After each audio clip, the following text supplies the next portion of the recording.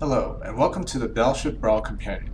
I'm Evil Frazergan, and in this episode I'll be reviewing The Stone Age by Zijkhal. This is one of two entries with the word stone in its name, the other being my own crash of stone rhinos. And it's not hard to see why. It's obviously largely made out of stone. More on that later when I talk about the hull armor. As you can see here, I've got the water drive spooled up to full as usual, and we're making a pretty good speed of 19.2 or 19.3 meters per second. If I put us into a turn here, wait for it. The turn rate is a touch over 5 degrees per second, so perhaps a bit on the low side, probably again due to the ship's fat-ish aspect ratio, but not too bad. If we look at the propulsion itself here, we see a pretty generous array of propellers. Now, it looks like Zijkhal has not elected to overlap the propellers, which you can do to fit more propellers in a given space, since only the center block of these huge propellers needs to be clear for them to function.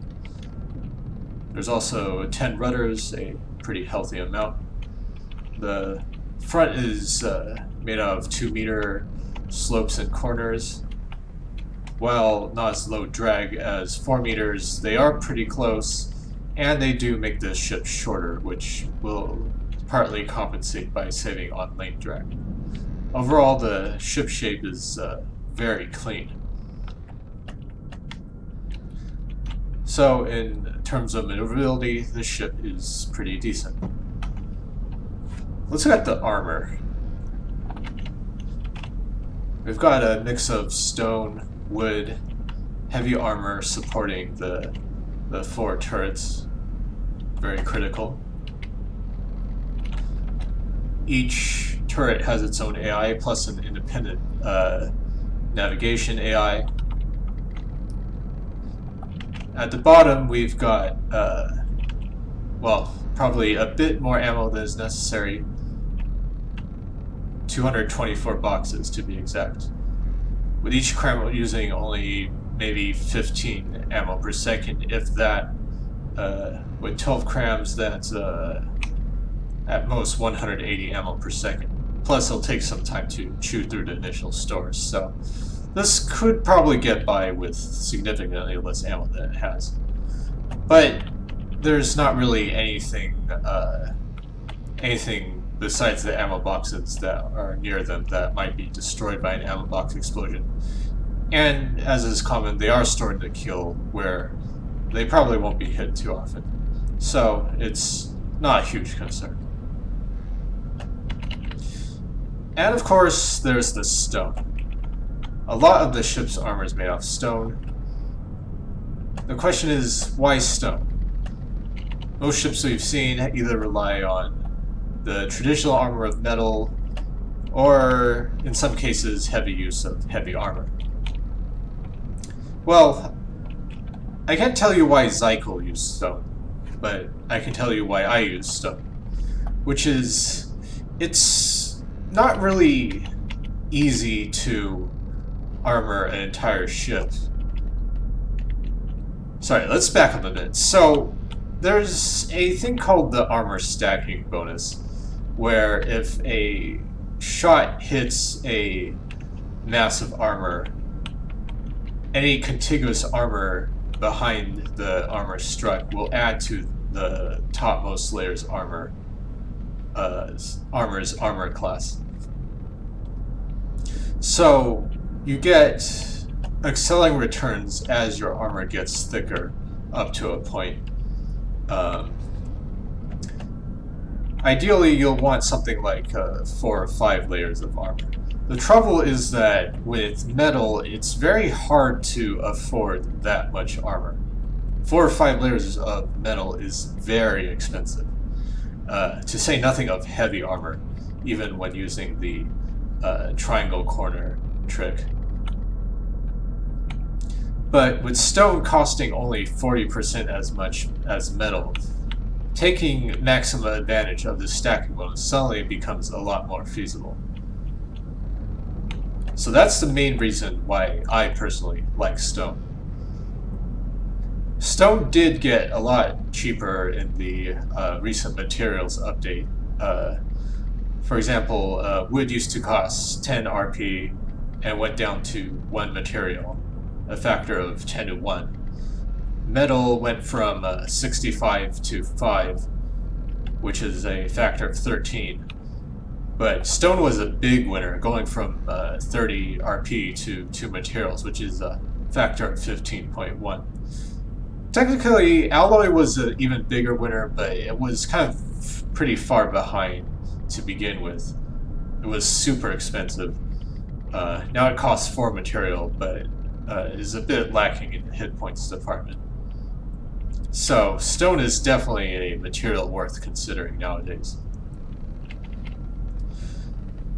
Apart from stone, you see only 16 repair bots on deck, but that's kind of deceptive because the Stone Age has a lot of repair bots hidden inside, as we've seen during its first battle. It's very impressive regenerating capabilities. We've got groups of 4 all along the sides here, and even more in near the center line of the ship. So this ship is probably going to run out of resources before it runs out of hit points.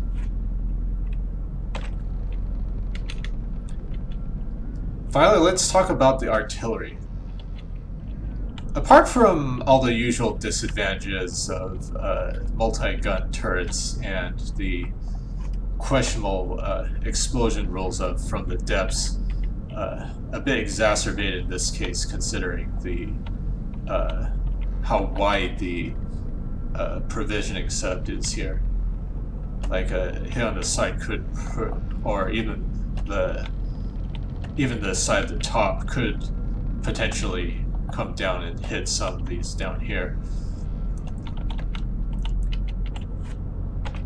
But apart from that, these are extremely well constructed guns. The provisioning setup is just beautiful. I mean, I've said 4 is kind of the standard for connecting explosive materials due to the high cost of these pellets, but some of these have even all 6 faces connected, which is a real feat of engineering. And Zijkhal has conveniently color-coded all of the pieces, probably necessary when tetrising multiple guns like this. And if you look at the shell stats, it really pays off. We've got a 91 explosive and 51 hardening on this gun on the port side. The center gun has 61 and 40.5, and the starboard one has 75.5 and 43.5. These are very good pellet loads for each gun. You really don't want to be hit by that. In addition, the turrets have this kind of wood under bracing, which is going to increase the speed at which the barrels are repaired. Since repair bots can only repair a block if a adjacent block is still alive. So what the repair bots can do in this case is quickly repair this wood scaffolding, and then it'll be able to repair the barrels together. Now there's a slight risk that if the front of the barrel is repaired before the back, the cannon might shoot its own barrels if at a low elevation. But in the heat of battle where time is critical, it may be worth the risk. Zijkhal has done also a similar thing to myself, which is alternating these motor-driven barrels and regular barrels. This will give this will ensure that no matter which part of the barrel gets cut off, the cannon will still have the maximum possible firing arc. Furthermore, it'll do this while maximizing the ratio of normal barrels to motor-driven barrels, which in turn ensures the best possible accuracy for a given barrel length and amount of recoil. And of course, the top of the cannon is covered in heavy armor, which is a compact way of armoring the turret. Compact is a very good thing to consider, since you really don't want to be taking a hit on your turret if you can avoid it. Overall, an extremely well constructed ship, and I think it will have a good career ahead of it in a tournament. Best of luck, Zijkhal, and I'll see you all next time.